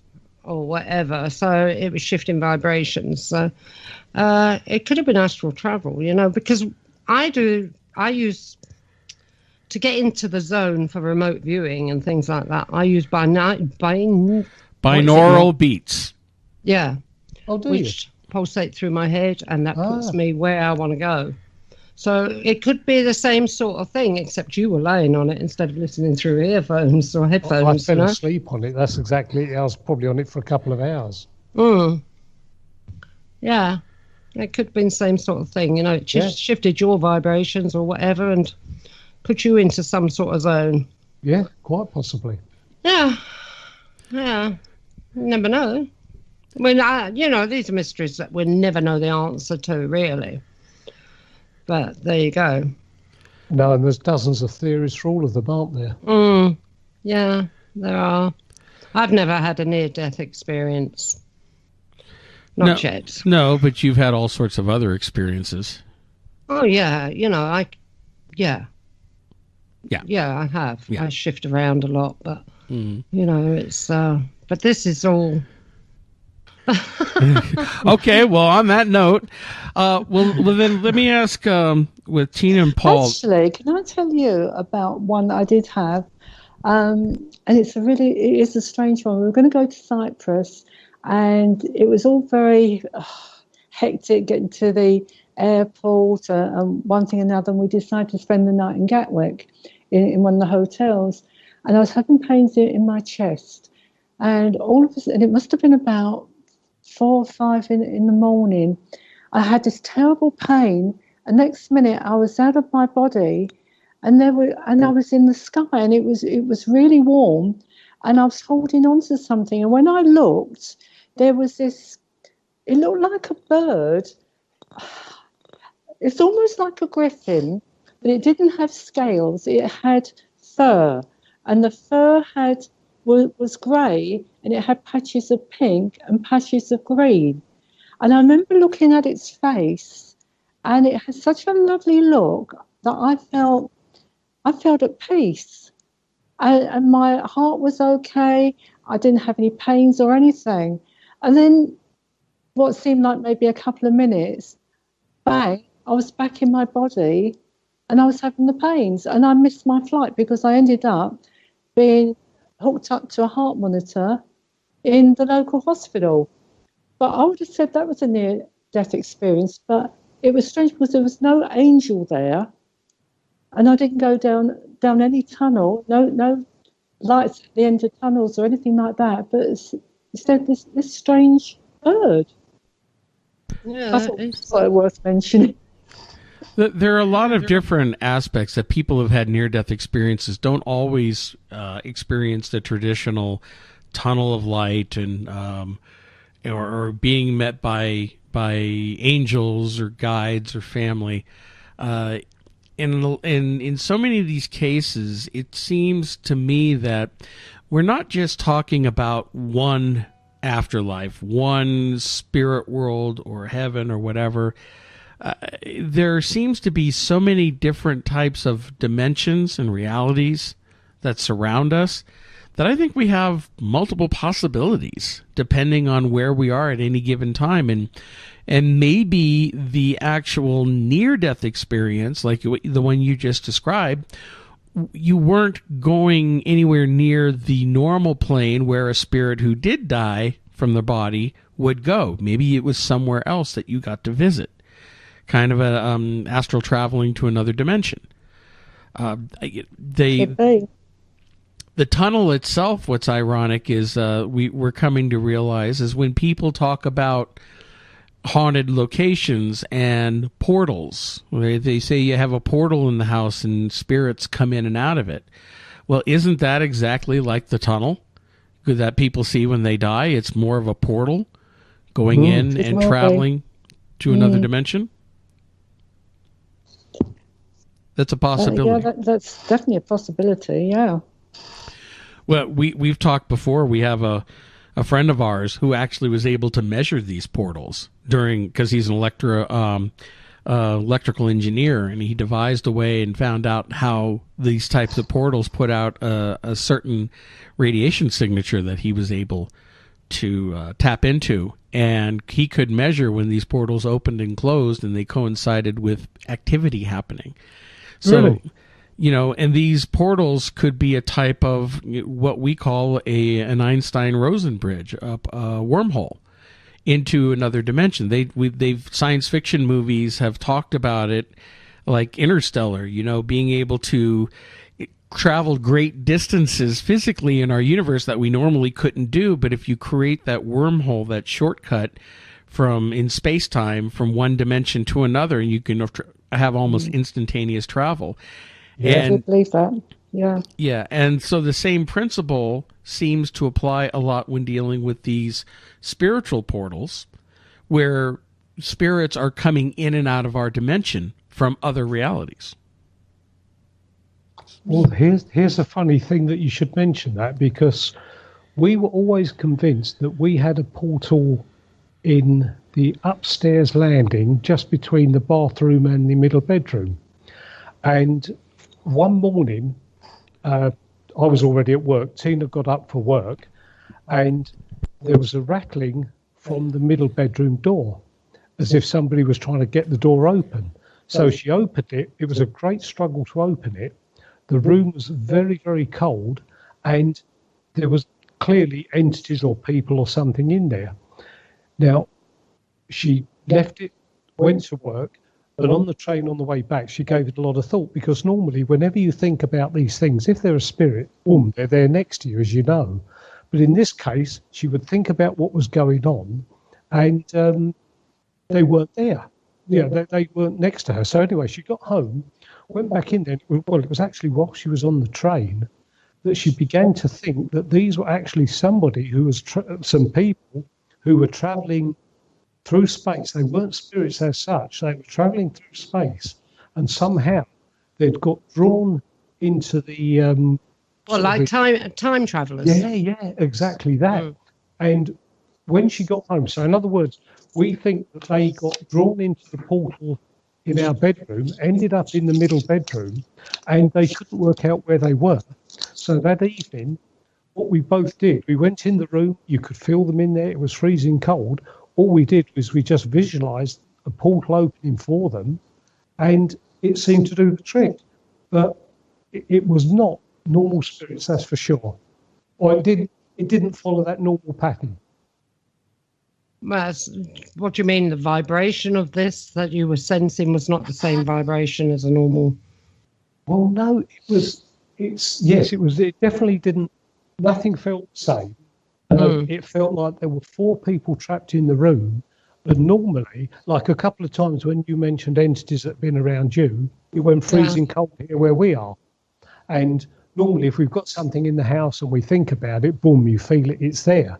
But in this case, these seem to be 4 people trapped in a room that by rights they should have just drifted in and out of. So I've just had the most wicked vision. I can imagine these 4 people trapped in the room, and then one saying, "George, I've told you we should have gone right." Well, yeah, you're probably right. But no, it was odd. It wasn't like any of the normal spirits in the house that we've crossed or dealt with before. Yeah. It's like well, Mark knows this one. I was doing a big house in Llanelli once, and just me and Lorna, a friend of mine, were in the bathroom. We just both had a wee. Not at the same time, well, you understand. Girls will be girls. And we were taking a few photographs in the bathroom itself. And I jokingly said to her, take a photograph in the mirror. You never know what's standing behind you. And she took a photograph, nothing. I took a photograph. And as I took the photograph, running between us was a man. Really? Yeah, there was no one else in that bathroom. Oh. But it only showed up in the photograph when I put put them onto the computer. So I checked the one before, the one after. No. And he's like a time traveller, isn't he, Mark? Well, there's no way he could have got out of that bathroom, because at the end of the bathroom, in the direction he was running, was a brick wall and a window which was shut. Well, weird, isn't it? It's a photograph that we've like studied and pondered and scratched our heads over for years, because not only is this bloke 100% solid in every way, where he is positioned in the photograph, he couldn't have gotten... as clear as that, is it? Not just a shadow. Not a shadow. No, he's clear as day. He looks like he's a living person in the bathroom with them. Wow. And the way he's walking... He's running. Well, he's moving quickly in one direction, and his body is in between Irene and her friend, and they were standing next to each other. There's no way he could be there. She was standing just a bit back from me. Yeah, but he still couldn't have fit between you. You were standing in the doorway. And here's what's strange about him. He was not wearing period clothing. If you looked at his clothing, it almost looked like a tactical SWAT team guy. It was all black with fitted long sleeve shirts. He had on a black helmet with a chin strap. If anything, it looked modern or futuristic. And in his hand, he's holding some device out in front of him that we can't make out what it is. But it's like he's walking right past them with a purpose, like he's taking measurements. His face is clear. The helmet is clear, the chin strap, all of this information. And you just look at this picture and go, who the hell is that? He shouldn't be there, but he's there. And it's not an apparition. He looks solid as anybody. Wow. And I've never used that memory card since. I've still got it. So that's incredible, isn't it? I've still got the memory card separated from everything else. Yeah, don't blame you. They've been talking about sort of experiments with invisibility since the Philadelphia experiment, haven't they? Have they? Yeah. Well, invisibility. By all accounts. Invisibility, but if I had to take a guess at what I think it is an overlapping of dimensions. Overlapping of two people occupying the same space at different time periods. Yeah. Actually, that's what I feel, because I was thinking to myself, well, I wonder if he would have seen you in there. If he'd seen people, but no, I feel that actually psychically, yeah. I don't think he saw us, because he was looking directly in front of him, the way he was going, the way he was running. Different dimension, completely overlapping. Yeah. That's what I feel. So, again, is it a parallel dimension, similar time period as us? Is he from the? Could be, because they said there's about 7 different realms. All I think that we're supposed to be living in different realms as well simultaneously. Oh, that's what I hear. I have enough problems with this life to worry about. Well, this is it, isn't it? Living in simultaneous realms. Yeah. Excuse me, little cough there. Well, that might answer my problem. Keep jumping from one place to another. Yeah, well, nobody could hold you still. You're always incorrigible, jumping from one realm to the other. Dimension jumper. I'm a jumper. Yeah. Well, what I wanted to also would talk to you both about is you'd mentioned in your website and the book there's a correlation. You compare yourselves to, and I'm trying to understand the correlation. If you can get into it a little bit more with the Enfield case, the Enfield poltergeist case and the Warrens and how they investigated that. Now, you didn't actually do anything investigating with that case yourselves, right? No, No. Nothing to do with that whatsoever. We had been involved in quite a lot of, not, I say similar, they're not similar activities, because the Enfield case was as pretty well as extreme as it got in that particular era. But we had been actively involved in quite a few exorcisms in and around Enfield area. And the Warrens, as they were depicted in The Conjuring, was very much a husband and wife team, and very defensive of the other, and tended to go everywhere together. Whether it's true in real life or not, I don't know. But that was pretty well depicting Tina and myself. And we've been involved in clearing restaurants in Enfield that were having problems with sales. I'm trying to think. We've had People's houses. Yeah, we've cleared people's houses where Tina was being pushed down the. I understand now. We were a bit confused about that. Oh, okay. You know, it's because I remember the Enfield case, so I want to get Guy Lyon Playfair on the show. If you're listening, Guy, I want you on the show. And also, I had a boyfriend in Enfield at the time, actually. Did you? Yeah. So I used to go up there. Where didn't you have a boyfriend? Where didn't you have a boyfriend? Well, I had one in Enfield. Well, that's one. Yeah. We've more or less been we've been likened to the X-Files, me and Mum. Oh, okay. Yeah, so I understand where you're coming from now. Yeah, so that's where the similarity was. I mean, many years ago, back in the 80s, I was training under a tutor as in the Kabbalah, basically, and the very first things that I was cutting my teeth on were exorcisms for some reason. It's just the way it worked out. And on one particular occasion, a particularly interesting event was that a young Indian lad of about 11 years old had been taken to India with his parents and grandparents. Yeah. And while they were in a particular part, the grandmother has seen an entity jump out of a tree into the little boy. And when they got back into the UK, this 11-year-old child was stealing money to buy drinks. He was drinking something like half a bottle of vodka a day. He was smoking 40 cigarettes a day. And obviously the parents were seriously concerned. There was nothing he could do, was getting unruly, out of control, and just really going from bad to worse. And somehow this family heard about my tutor, and 3 of us ended up carrying out a Kabbalistic ritual to remove the entity.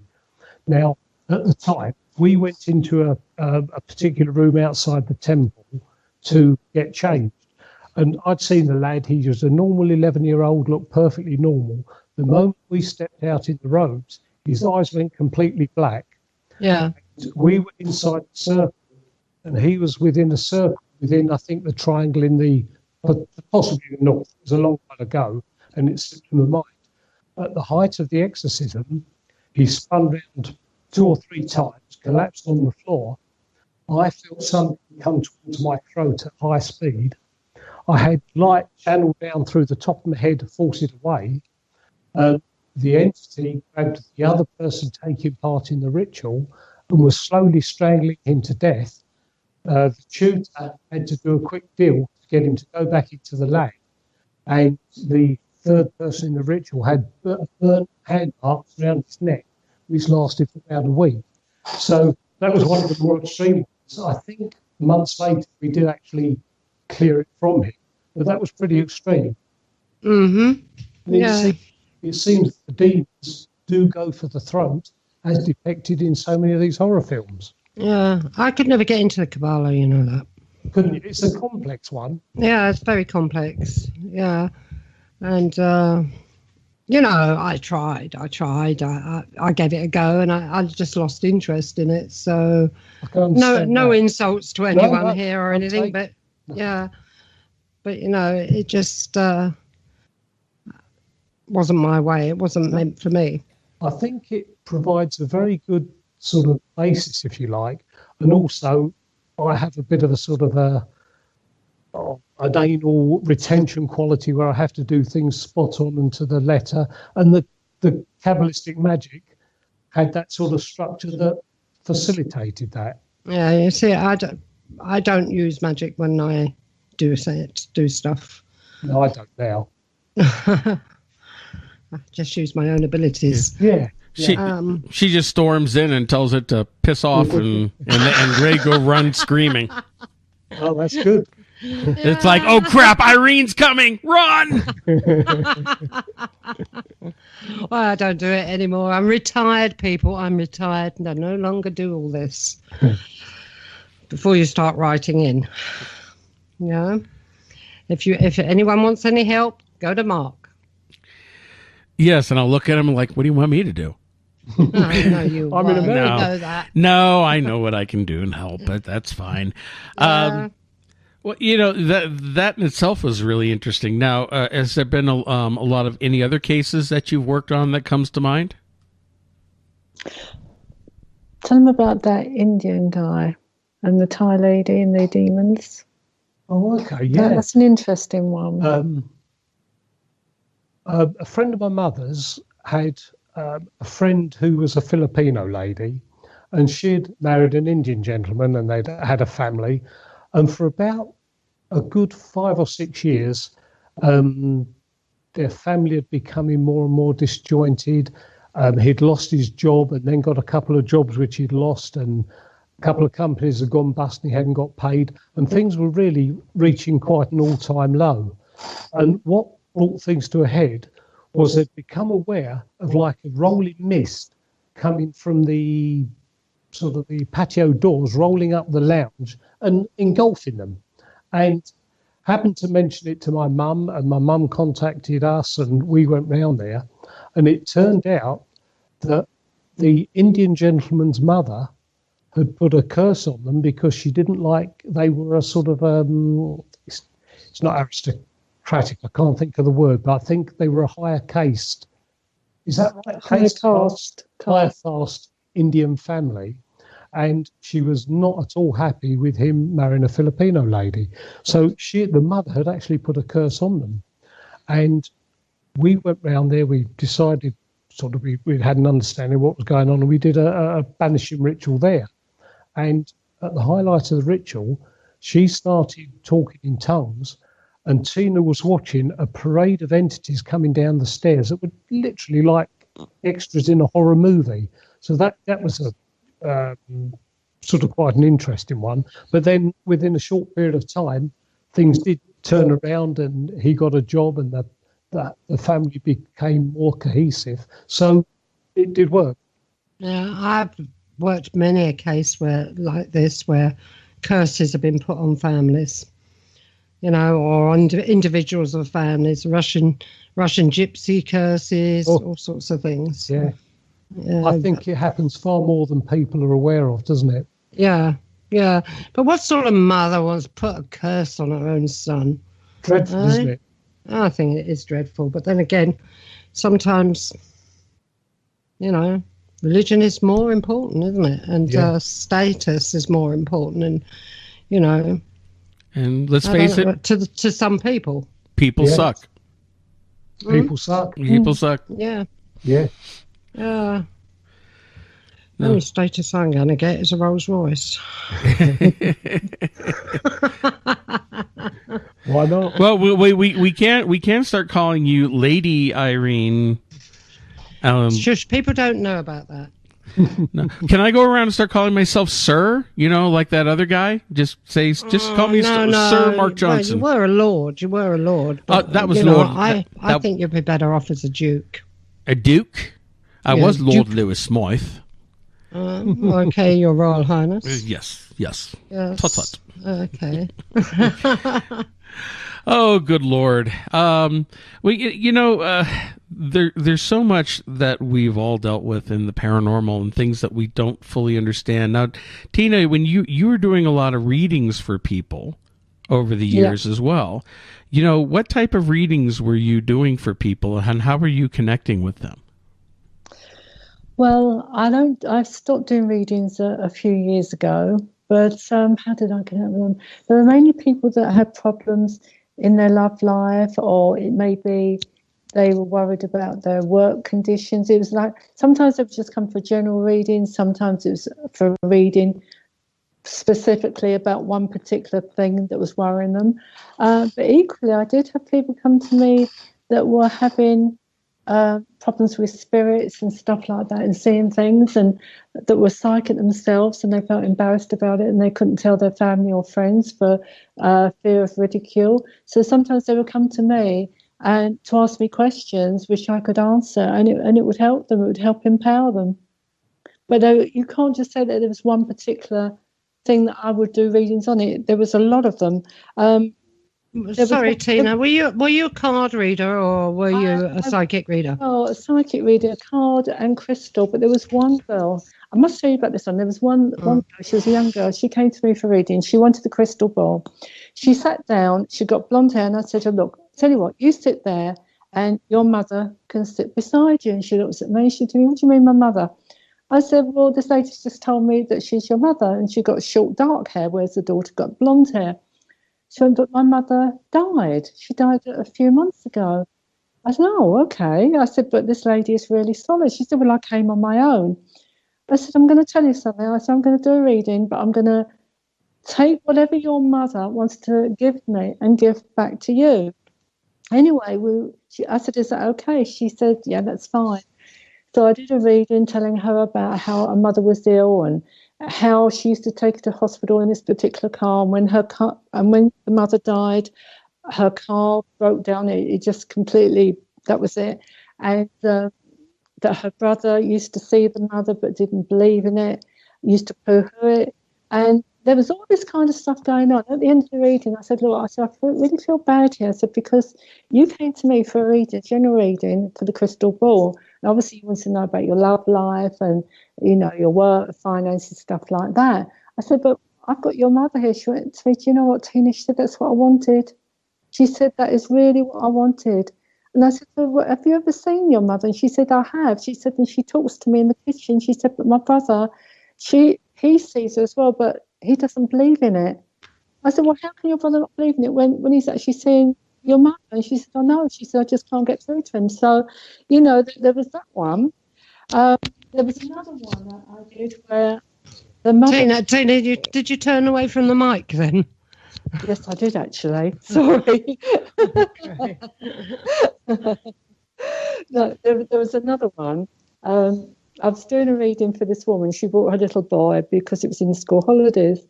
And as I'm doing the reading, he started poking his tongue out and jumping up and down and stuff like that. And she was having a go at him and told him to be quiet because I was giving her a reading. And at the end of it, she said, look, why couldn't you just sat there and just let me have this reading from Tina? He said, but there was a man standing behind Tina and he was poking his tongue out at me. He said, and I was poking my tongue out back to him. And it was making me laugh and doing stuff like that. So the child was psychic. Mm. So that was quite a good one as well. Yeah. Yeah, all different ones. I can't sort of say it's just on romance or whatever. There were so many different readings that people wanted. Yeah, I went through a stage in where I had to do readings for people. I never, I just went. It was a learning phase that I had to go through. I had to progress. So, and but I was always being put to the test by people that came to me. Like, can you tell me something about a particular funeral? And I would have to go through how the funeral went, especially with one where the stepmother was arguing with the daughter over the father's ashes. The father's wish was always to be buried with his brother, and the stepmother wanted him by the church wall. So they had him cremated, and what I actually saw was the daughter going along there. And because she wanted to keep the wishes of her father and also of her stepmother, she had the ashes in an urn and she had a bunch of flowers. So she took the flowers out of the paper, laid the paper on the floor near the church wall, and put some ashes in the paper. And then she dug a hole near the church wall and she poured the ashes in. And then she went over to, I was watching all this, and she went over to the graveside of, obviously, the brother, and she dug a hole on the grave, in the dirt on the grave, and she poured the rest of the ashes in that. And when I told her, it just blew her away. You know, and another one was about a boy that got killed on a bridge on his motorcycle. The sister wanted to know whether he suffered. No, he was instantly dead when he hit the railings, you know. And I said, funny enough, he's buried in the same place as my father, Bandon Hill. And she said, yeah. She said, that's right, Bandon Hill. I said, she said, can you tell me something about his grave? And I thought, concentrated for a little while, and I turned around and said, well, a lot of people, especially now, follow the traditions of Italy and Spain and things like putting the photograph of the deceased on the actual tombstone. I said, but he's got a dog on his. She said, so you're right. She said, yeah, people do need this kind of proof, though, don't they? Yeah, but I was always being bloody tested. Yeah. And then it got to the point where I was invited once, and it's in my book, Among the Spirits, everybody, nasty little plug there, Among the Spirits by Irene Allen Block. And I shouldn't do that, really. You're supposed to be plugging our book. I will do. Don't worry, darling, I will do. But it got to the point where I was invited to a dinner party.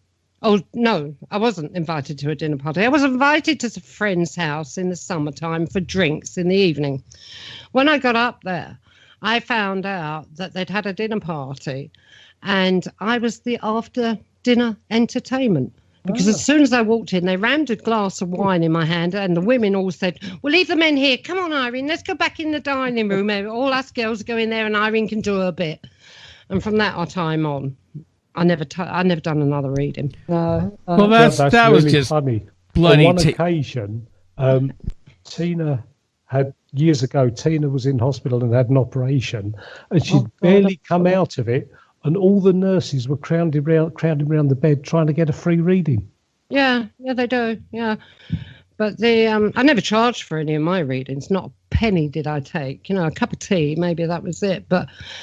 It was it was a part of my life that I had to experience that to progress on to the next stage. Do you understand what I mean? And when that happened at that dinner party, that was the end. That was the finish of it. Yeah, good. And I moved on to the next stage in my whatever's. Yeah. You know. But don't you think that people need to take responsibility for their own lives, though? Because this is one of the reasons why I stopped doing readings, because it was the same old thing in the end. Because even though my readings were different when I was working from home as a psychic consultant, when I was on the TV show, nearly every one of the readings was, will my boyfriend come back to me? And it used to be like a joke in the end. You say, "Oh God, there's another one here." I tell you one I got sick of it, really. I got somebody come up to me and said, "My mother's in hospital. Can you tell me? Can you what was it? Do something so she won't die." I said, "I'm not God." Yeah. You say, "I'm not God." No. Yeah, do something so she wouldn't die, and that really knocked me silly. You know, then I thought to myself, no, this reading larky is not for me. No, that's exactly how I feel. What were you saying? Sorry, Tina. What were you going to say, Mark? I don't remember. You talked right over me and it went in one ear and out the other. Sorry, right. I think that was me that interrupted. The thing is, it's all about integrity, isn't it? Because I can remember doing a party, because I used to go out and do parties for different people, and the men would go out and have a drink, and I would just do it for the women. And one bloke came up to me, he said to me, "If I give you £50, would you tell my wife whatever it was he wanted me to do. And I said, oh, no, I'm sorry, I would never do that. He said, well, can I give you £100? I said, no. I said, if you gave me a fortune, I wouldn't do it. I said, this is about integrity. I would never take for that. No, never. Yeah. See, some people can But you will get this. But equally, I can remember doing a reading for a woman where she was buying all this property, and I was describing the property, the country in which she was going to buy. It was some sort of timeshare thing. And she turns on me in the middle of the reading. She said to me, you've had somebody tell you about this. I said, what are you talking about? She said, someone's rung you up and told you. I said, you've just come into my home and I've given you a reading and I'm telling you about this timeshare. I said, is this correct? She went, well, yes. And she was so obnoxious. I said, I'm sorry. I said, you've got to leave. She said, oh, I'm so sorry. I'm so sorry. I said, I don't care. I said, I don't want to see you again because I'm telling you what I've got and this is what I've got and it happens to be correct. And she rang me up a few days later. I'm really sorry. I've questioned, even though she said, I questioned my friends and no, they didn't even know about you and they didn't ring you. And I thought, you know what, I really don't want to do this. Because I was doing it from the heart to help people and tuning in and maybe bringing through their deceased parents and stuff like that. And I thought, no, this is it. People could take their own responsibility for their own lives. And that is such a problem. People don't want to take responsibility, and they, you know, I've done readings too in the past for people, and when people come up, what's my love life? Will I meet my soulmate? Well, it's like, you know, how about, you know, live your life and be a good person and fix your own problems, and then maybe somebody will come along. It's like, quit worrying about it. You know, be who you are. It's like, or they always want readings about somebody else. Nope, don't do that. I'll tell you about you. I'll tell you what's gone on, where you're going. But, you know, I don't want to hear about your ex. I don't want to hear about any of that crap because, you know, I'm not going to tell you about it because I don't care about them. I'm talking to you, and I'll tell you what you need to know. So I didn't do it for very long. I have a low tolerance for, you know, shite. I think also mediums have to be careful because I wouldn't be surprised if you're giving somebody specific advice rather than just telling them a situation that's existing. If you give them specific advice, I think you can take on part of their karma, because if you're interrupting a karmic lesson or changing the route of it a bit, I'm sure that you can take part of it on. And I think a lot of the psychics that we've known over the years seem to have a run of bad luck, misfortune, ill health. Things never seem to quite go right for them. I don't know if you've experienced that at all.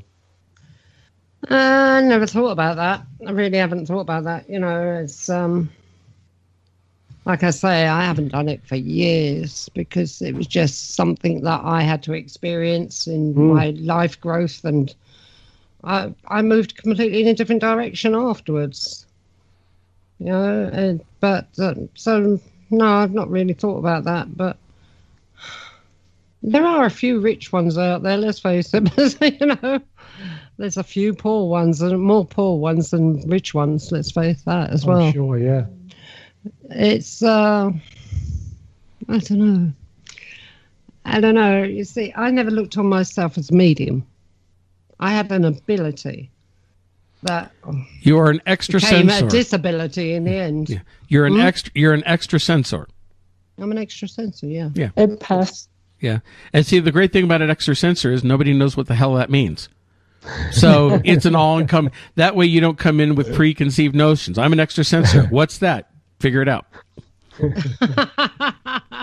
but I don't call myself a medium either. No, I don't like labels. Psychic, well, I don't even call myself that. I don't even call myself that. As far as I'm concerned, I'm who I am. I'm a housewife. I'm a grandmother, a mother, a grandmother, and I own a lot of dogs. And she's a royal pain in the ass. Yes. Yes. Yes. My ass. Yes. My pain in my rear. But you know what? You'll feel it later. Yeah, I know. I really had a lot of goes at you tonight. I'm keeping score as we go here. This is great. Who's winning? Me, of course. Oh, Well, you wait until after the show. Yes, It's only sir. because I'm being a lady. Yes, I'm going to suffer later, just so you both know. Yes. Yeah. Come on, sisters. Yes, mistress. Yeah. There's going to be some hair pulling and scratching, I tell you. Yeah, it's imminent. Wait until he goes to bed tonight. I'll send something to attack him. So No. we have about 4 minutes left in the show. So let's talk a little bit more about the book, which is called The Unseen Enemy. And now this came out last year? Well, pretty recent, isn't it? Yeah, I think. Kind of last year, but it didn't really take up until a few months ago. Yeah, so I suppose. Yeah, it's been out about 6-7 months now. Okay. And where can people get copies of the book? Right, they can buy it on Amazon, Waterstones, or directly from www.theunseenenemy.co.uk. Excellent. Okay. The publisher? Wellstream Publishing. Stream Publishing. Can you buy it directly from them as well? You can.co.uk. And also off of your website. Yes. What's Which your is- website? Well, my one is theunseenenemy.co.uk. It is. Yeah. Or you Okay. can log on to Tina's website, which is www.tinahopedarby.co.uk. Okay. And you're also on Facebook. I am. I've got a page, and it's the Unseen Enemy page. Is it? There's a theme for Here we you, go. isn't there? Yeah, the unseen enemy. We keep saying the unseen enemy, people. So Tina, since you're not really doing the readings anymore, are you involved in any type of investigations? You retired? You just kind of relaxing right now? What's in the future for you? Mainly just sort of healing, do a bit of Reiki healing, writing, things that I really enjoy. Well, that's great. You know, I've done the psychic bit, and now I'm kind of progressing in a different way. But it's mainly with the healing. I think we all kind of do that as we get older. Things change. We shift focus. I mean, Irene, you were doing more active things in the past, and now you're retired and relaxing and causing me grief. And Semi-retired. semi-retired, yes, because you're still getting. What are you currently doing, Irene? On the No. psychic front? No, I can't say. Okay. Let's put it this way. She and I have this radio show, and we also have our organization, the Supernatural Research Institute, SRI. And so we'll do a lot with looking into different paranormal things, and I'm more of the on-the-ground boots investigator, and she is the backup and researcher, although we are planning some trips in the future, some things on what we can do to get out in the field more together. Yeah. And also we've got Glen Anti Punishment. Punishment. What's that? Yeah, Glad Publishing. Yes.